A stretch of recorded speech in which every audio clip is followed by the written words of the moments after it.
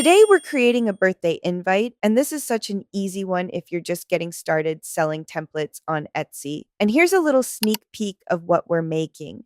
Okay, first, we're choosing a pre made design because we definitely don't need to start from scratch.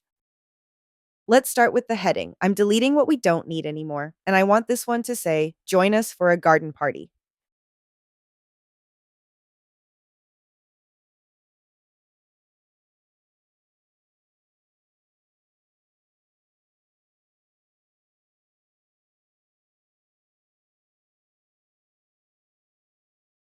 Now I'm basically just playing around with the text until it looks right.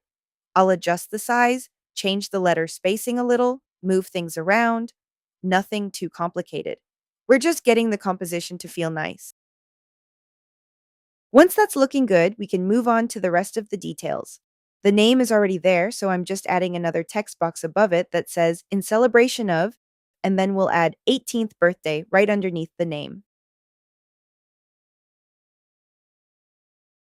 And now we just need to clean everything up a bit. I'm fixing the spacing between the different elements and making sure everything is centered. This little bunny has to go because, yeah, completely different theme. Instead, let's search for some pretty flowers and add those along the bottom.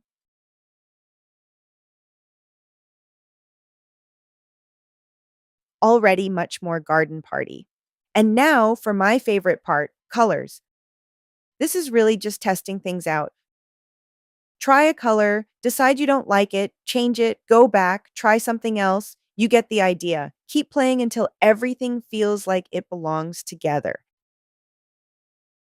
And now we have a birthday invitation ready to list in our Etsy shop. If you want to try making your own, head into Templett, pick a pre made design you like, and start creating. And don't forget to subscribe for more easy template ideas you can turn into products for your shop.